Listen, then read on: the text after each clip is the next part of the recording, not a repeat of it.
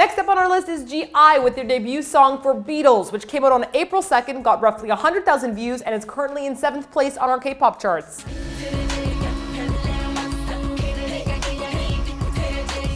You know, I always feel bad when rookie bands come out. Whenever I read the comments for any new band, I always see comparisons, and comparing different groups is fine. We do that when we talk about Korean indie music and about how one song reminds us of another, but we never talk about it angrily or say that one band is like copying the style of another band from a different label. Though I gotta say, when I watch this video, I know what band GI reminded me of, and I know you're thinking the same thing as well. Let's not fool ourselves here. This band definitely looks like One Direction. The spitting image of One Direction. Side note, I've never watched a One Direction video. I've only seen their pictures on Instagram, like all the time. Oh, people from Thailand, One Direction, people from Thailand. Anyhow, this song and video have a lot of interesting things to talk about. How about the fact that this is a girls' dance that focuses on the dance moves more than drawing attention to their bodies?